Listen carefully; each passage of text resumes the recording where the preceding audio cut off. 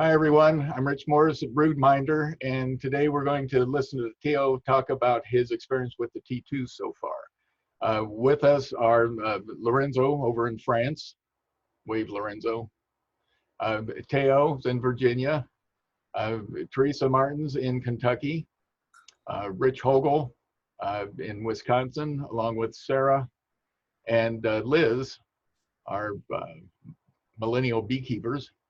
And I'll just turn it over to Theo to give the presentation.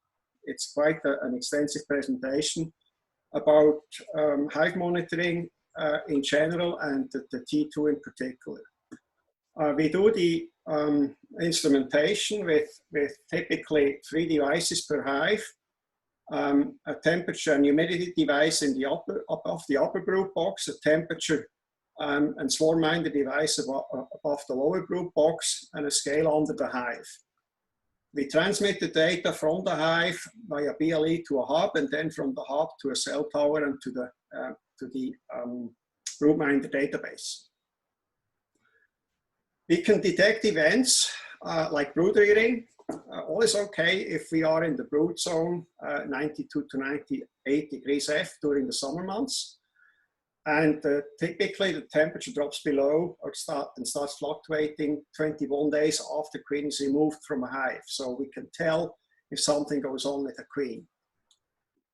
We will follow along a requeening process. I'll show you how this looks like. We see swarming. A temperature peak in the brood nest typically is happening when a swarm takes place, and at the same time we have a rapid weight drop of the hive.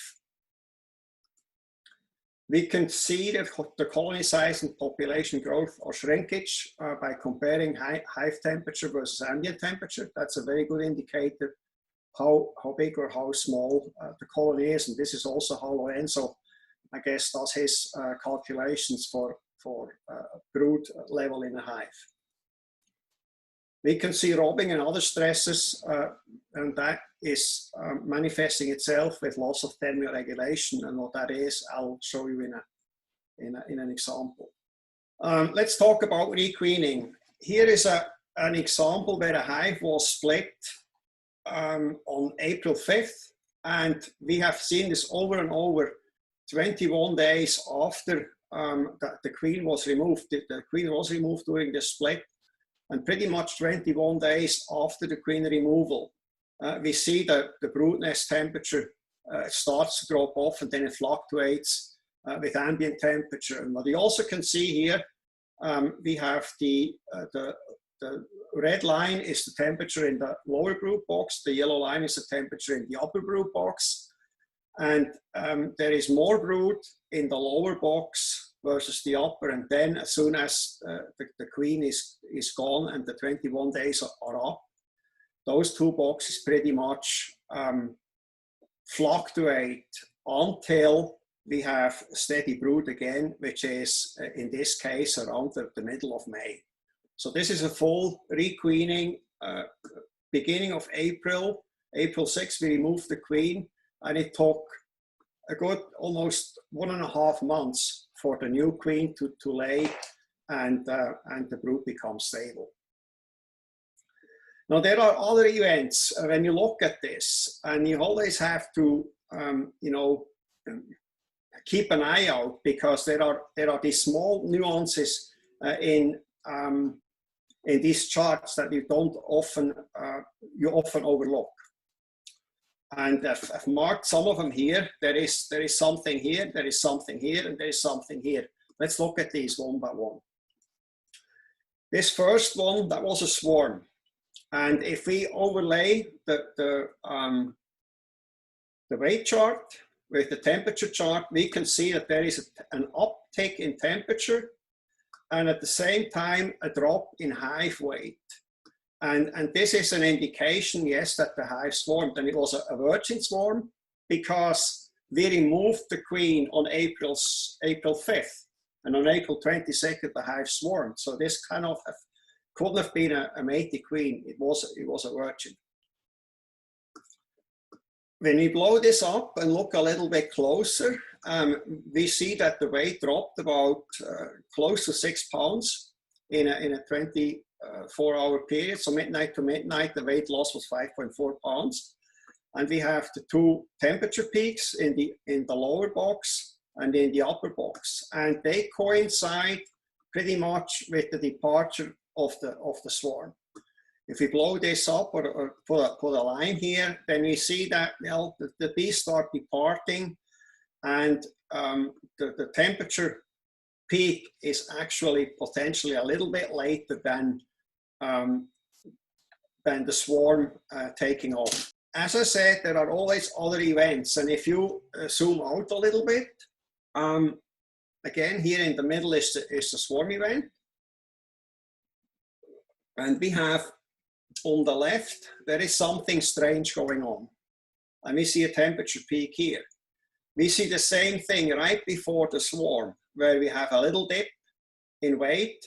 We have this peak in temperature, and there's also a little blip in hive temperature. When I went there to look at this, we saw that the bees were actually hanging out in front of the hive and warming up the scale. And that was the reason why we had this temperature increase, and we had the weight increase in the middle of the day, because they were just hanging out in front of the hive. And I'm saying all this basically because there are so many little things that you can see in the data that you quite often just overlook. All right, the next thing was, that was the swarm, and now we have this temperature event. That's the first time we are showing an event marked with a T, and that T comes from the T2 device, where events are automatically marked if temperature events, if they are taking place in the hive. The T2 is a second generation temperature device with a more powerful processor, allowing front-end logic, which means we can make decisions inside the device itself. We don't have to go back to the BroodMinder database. There is some logic and intelligence in the device itself that can trigger alarms and do certain things. The SwarmMinder is an upgraded firmware to include this event-driven logging interval, where we can change the logging period of the device from the standard 1 hour logging interval to a 1 minute logging interval in case we see a temperature event. And in this case, we can log at a higher resolution for later analysis of the data. This whole thing was built around a paper that was published in Europe, in Latvia, in 2016. And these guys outlined the swarm dynamics pretty detailed. And the way essentially this works, they are saying here that during the warm-up stage, in the last 10 to 20 minutes before takeoff, the temperature starts to rise in the hive. And they've come up with a logic to detect this temperature rise. The T2s flawlessly detected every swarm, but swarm season is over, and now we've seen a lot more temperature events that are not swarms, but that these are other things that are taking place, and which we need to look at this and potentially come up with an improvement for next year, because we have a lot of what we would call nuisance alarms. Now, the whole thing, the T2 SwarmMinder logs to a rolling buffer at minute intervals. It stores the logged values to the hourly log at minute intervals from 30 minutes before the event to 45 minutes after the event, once we know we have an event. Binary flags are set to alert that a temperature event is taking place, and this is used to send an email or a text message to the beekeeper saying something's going on. We also changed the transmission rate of the hub because it doesn't help if we have hourly logs and hourly transmission if we have a fast-paced event taking place. So we switched to 10 minutes once this flag in the T2 is set. And like I said, we relay either email or text message notification to the user immediately. Now, the history of this hive that I've shown, it was split on April 5th. We had a swarm on April 21st. That was a virgin. We found 2 more virgins in this hive when we looked on that same day. And based on this, the most likely next event will be the mating flights of the virgin queens, because they have to go get mated in order to be able to lay. Now, looking at this, we have the swarm, and we have this first temperature event on 4/24 after the swarm. This is now, here is a swarm, and here we have this temperature event, which looks pretty much like another swarm, with the exception that the weight loss was not permanent. The weight dropped and the weight came back. Based on this, if you would draw a line here, you could almost say, well, this is the natural daily swing that you see, but bees left and they came back, and I'm pretty sure this was the virgin going on her mating flight and coming back as a mated queen. They left around 12 and they returned to the hive around 4 p.m. It's the first time that we've seen this. We're quite excited to be able to detect such events.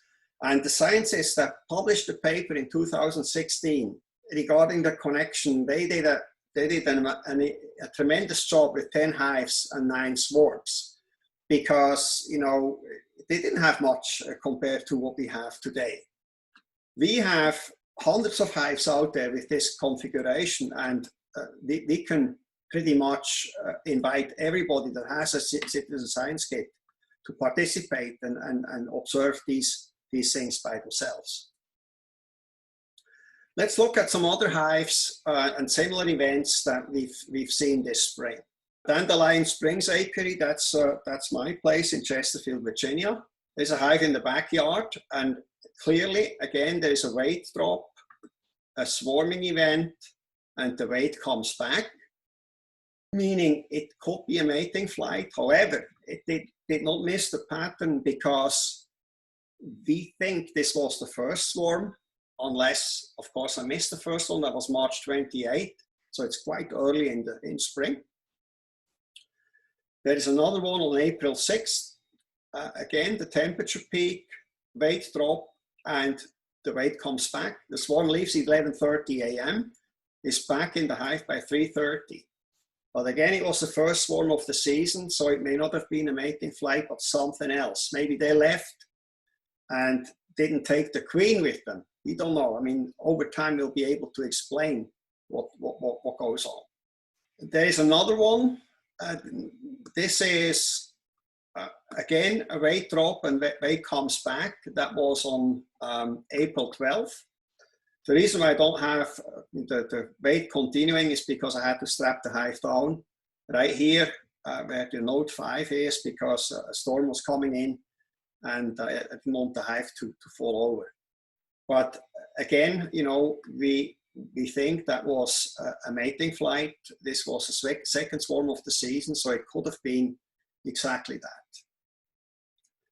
The next one, May 11th, a very classical one, leaves at about 1 o'clock, and about 2 o'clock, the swarm is back in the hive. We see the temperature peak. We see something else here, which, you know, we may or may not be able to explain. If I put a vertical line here for the timing, the temperature peak is clearly not before the bees leave the hive. The temperature peak is either at or after. And I want to, you know, go a little bit into more detail on this event, because I personally witnessed what was going on. I received a text message on this May 11th at 13:19. I knew exactly what was going on because I knew which hive it was, and by then we gained some trust into the software, and I knew there was a swarm somewhere. So I went to get my bucket, and I saw the swarm in a tree right away. I mean, 4 minutes later, I walked outside, I saw them right there. I went to get my bucket to get the bees, and by the time I got back to the yard, that was about 2 o'clock. Well, the bees were back in the hive. They were in front of the hive, fanning, and they were marching back in. So I was pretty much witnessing a virgin leaving and coming back. And I found a virgin in the hive after that same afternoon when actually that was a mate queen, but at that time I didn't know, because when you have a virgin coming back, the ovaries will not be developed and she still looks like a virgin. It's going to take a few days before she starts to lay. Here is another hive where we have high resolution data, where we ran the scale at minute intervals to really try and get a better feel for, how is this timing thing. And what we see here is the hive starts to get agitated around 11 or 11:30. The wave starts to, rumble. It goes up and down. And then they leave at about 2 o'clock. And the temperature peak is clearly after they've left the hive. So, this theory about they're potentially warming up the flight muscles, it's becoming, thinner and thinner. I don't think this is really the case. We see a 2.5 hour precursor to the swarm in oscillations in weight, but we do not really see anything in temperature. My theory is that this temperature event is really not caused by bees warming up the flight muscles, but I'm saying it's because there is so much disruption in the hive. The bees are just not able to maintain the brood nest temperature because there is so much going on. And I compare this to a situation when a hive gets robbed out. That's a robbing event where you have bees in a hive and they're trying to maintain somewhat the temperature. The robbers come in over a number of days and all hell breaks loose. And there is no way these bees can maintain the hive temperature. So just to show you the parallel to the disruption that is caused by a colony being robbed. Let's go back to the T2. Here is another example of a hive that had 2 precursors to the swarm. So essentially 2 days in a row I had a warning, and then there was a swarm, and then we had 2 aftershocks. So all events, I think, were likely initiated by virgins. If you have a hive swarming, you have a lot of swarm cells, and sometimes the timing may be a little bit off, and these new queens start to emerge and they create havoc in the hive. And then you get patterns like this. We don't know enough to explain it all, but over time, I think, with your participation, the participation of the beekeepers out there, we will have a large data set and we'll hopefully be able to answer most of these open questions. And it's our intention to, of course, make this available to researchers. This is our team: Sarah, Dwayne, Lorenzo, Rich Hogel, Mike Fowler, Amanda, Rich, and myself. Before we go, I took the liberty to look at these night treatment data that Teresa pointed out to us. And here are some of these things. And it took me a while to get the right time scale. I took 3 or 4 days before the treatment and about 30 days, 35 days after for these charts. And it's quite interesting to see what transpires here. A treatment with Formic Pro clearly does something to the brood nest temperature, but this hive pretty much recovered right away. We have another hive that had a Formic Pro treatment.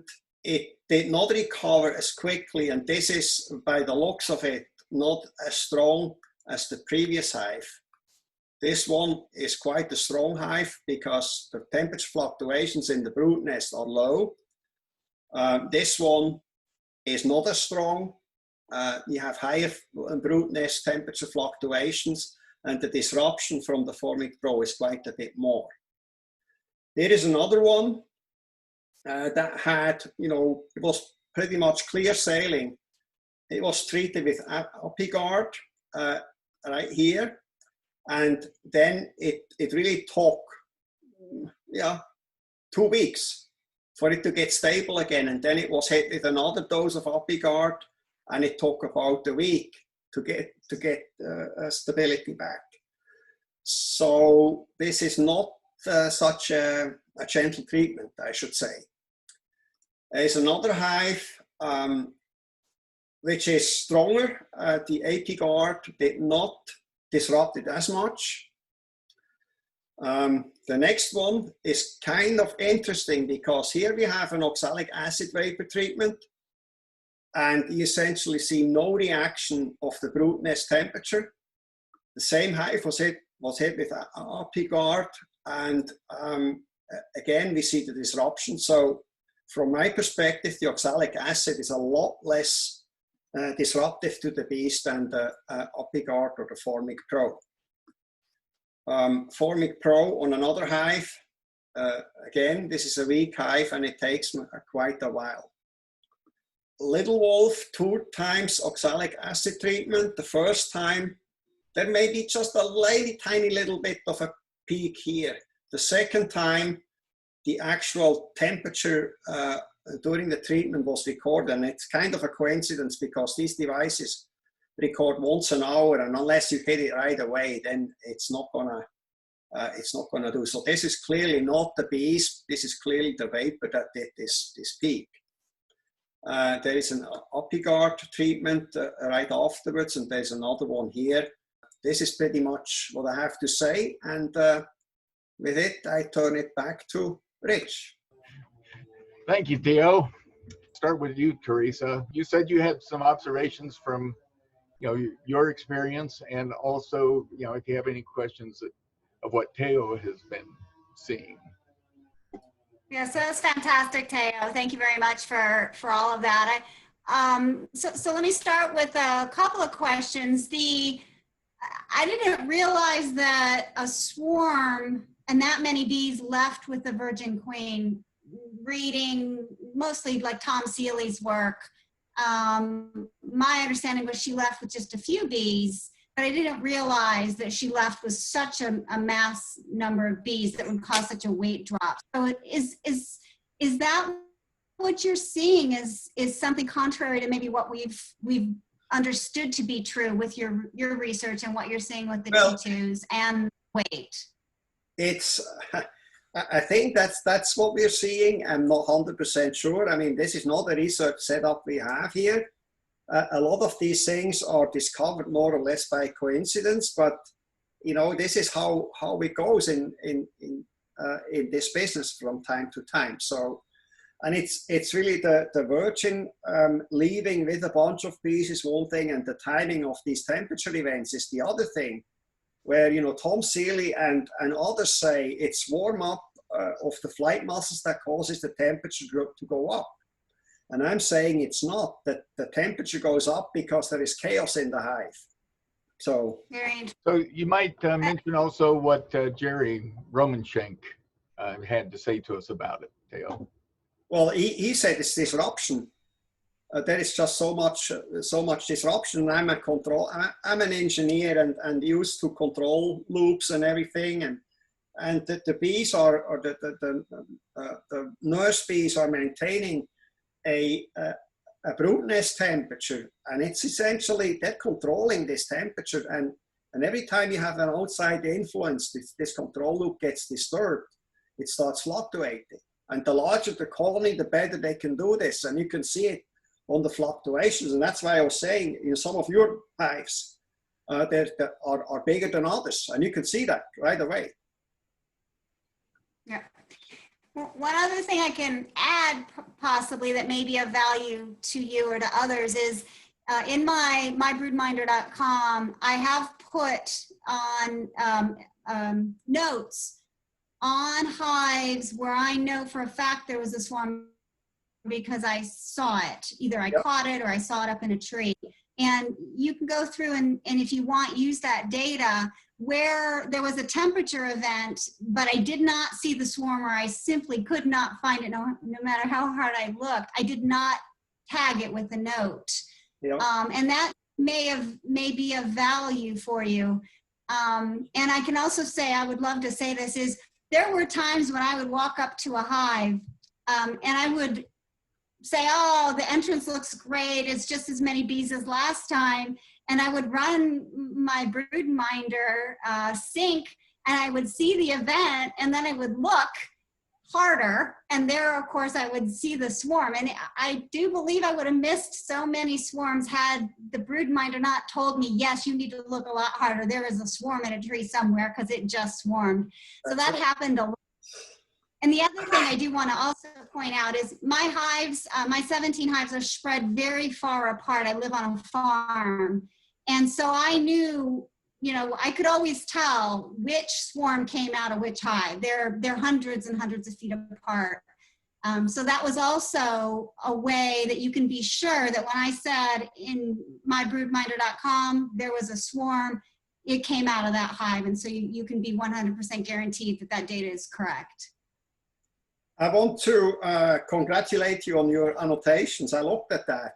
I didn't have enough time to really look at all the swarm events. I was just concentrating on the treatments this morning, but certainly it's very helpful. And that's one of the things, you know, if you do things like this and you want to try to explain every squiggle, if you don't have notes, you're at a loss. You don't know what's going on. You know, you can see a lot in the data, but you can't see everything. And at least, you know, a number of times you need to be able to tie the squiggle to an observation that you make. And once you're sure, yes, I see the same thing over and over, I can go back and say, well, based on the data, I think this is what's happening. That's the signature that this kind of event bears on the data. Yeah, and I guess the surprising thing to me is that this does show events. You know, I'm not sure what the event is even, but the fact that it points it out, I have not been very good at taking notes. But now as I see these events and I want to know, oh, was it 12 days between the last one and this one and those sorts of things. Now I'm compelled to take more notes too, because you just can't remember this stuff. Even with, I've got 3 hives, come on. I'm gonna do better keeping notes, I promise, Theo. That's okay. I'm not as good a note keeper as I should, but you know. What about you, Liz? No, this is great. I'm soaking up so much information. I do have one question. In the data that you were pointing out, you noted that there was a swarm and that some of the bees returned. And, you know, just as like a newbie here, does that really happen? I thought that swarms happened and you know, a portion of the bees take off and they're gone, or do some come back? Well, they absolutely do. I mean, that was the point where I showed this chart with the swarm in the tree, and half an hour later back in the hive. I saw it with my own eyes, and I mean, at the time I was out there and I saw the bees on the landing board, and I thought, well, I go in and check, and sure enough, you know, the weight went back up. And then I demorate this hive that same afternoon because I got a warning. The bees told me, if you don't do something about this, we're going to swarm. Yeah, I had an interesting event. I'm just looking at the data right now, my BroodMinder, on about July 7th, I got notified by someone who happened to be standing next to the hive that something funny was going on, and it was swarming, and there was an alert. Of course, I'd forgotten to put my cell phone number in, so I didn't actually get the alert. That's been corrected, but lost about 3 pounds at that time. And after several hours, we were able to locate the swarm, and we know it was ours because we're the only hive in the area. And so we spent some time capturing that swarm and coaxing them into a hive next, an empty hive next to the their original home. And about 2 hours later, they had all left that hive and gone back to their home to begin with. They stayed for 2 days and then left again, swarmed again with twice as many bees, because then we lost 6 pounds instead of 3. So we lost 3 pounds and went right back up after 24 hours, stayed there for 2 days. Then they swarmed again and took twice as many bees with them. And we found that swarm as well, but they were in a place that we couldn't reach them. Later that day, they disappeared for good and did not go back to the hive. I think what your data is showing and what Theo's analysis is saying is it happens a lot more than we realize, that the swarm aborts and comes back, or that maybe more bees do leave with the virgin queen and return than what we realized. I've witnessed a swarm return twice, just seeing it happen. So I think that's what this fascinating research and data and the citizen science can show, is this happens far more than maybe what we had any idea was really happening. The other thing I think it sort of shows us is that, we're seeing when they go into chaos. So, something is wrong.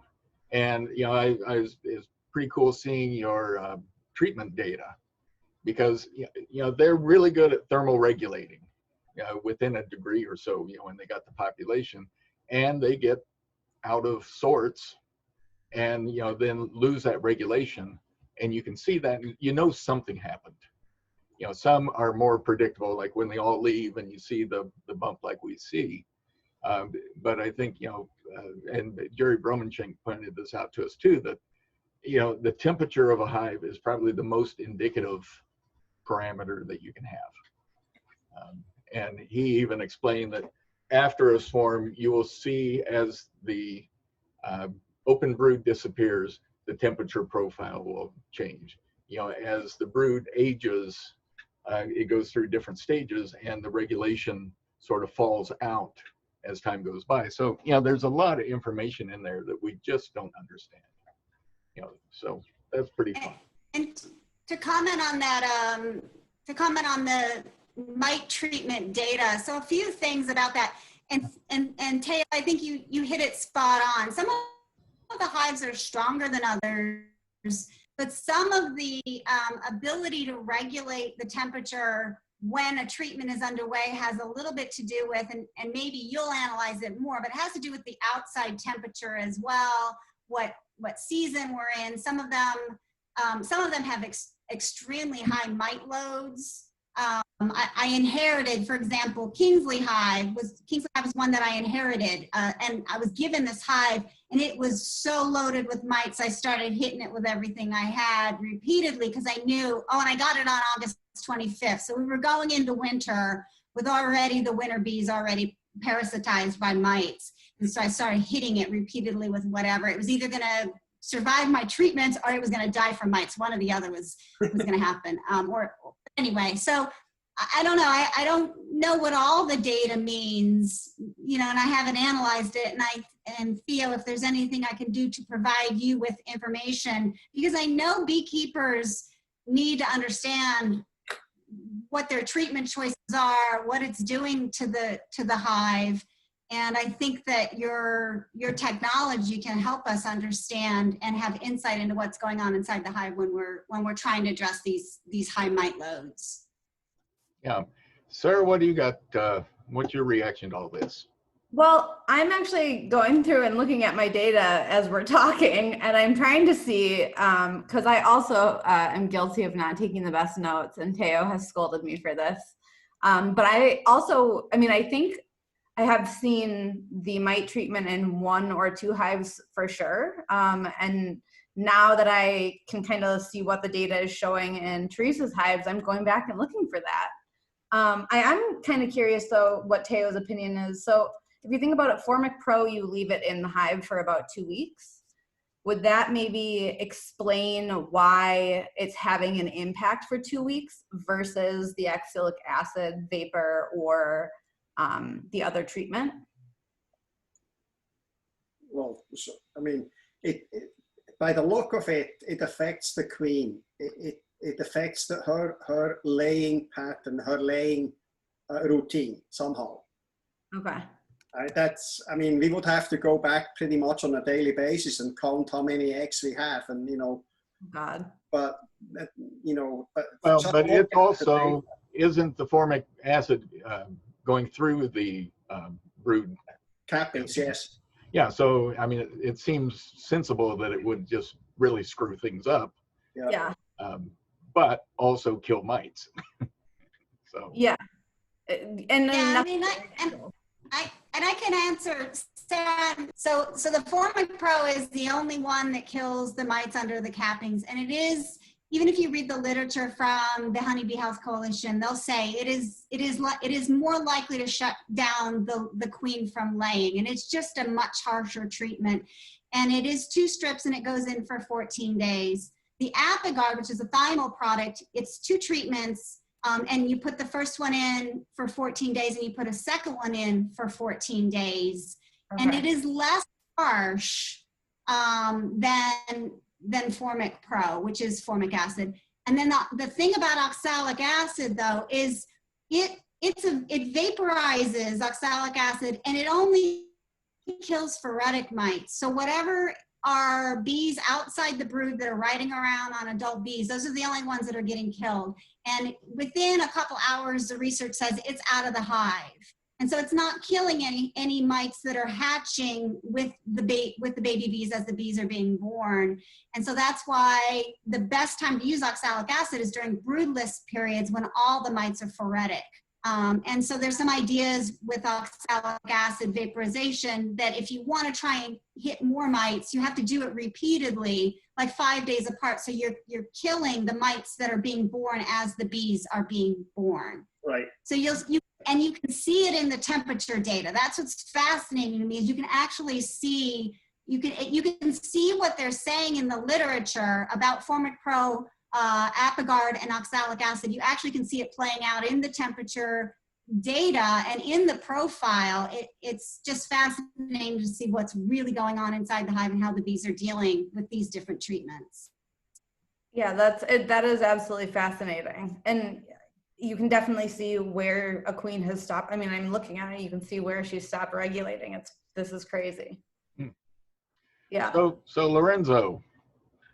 Lorenzo's in charge of interpreting data and understanding all this and making it easy for people like me to just get a text message that says, treat your bees now or something. What are you going to do about all this? I am learning quite a lot of things this night, especially with this mite treatment. I've never played with that. It's very interesting. Great.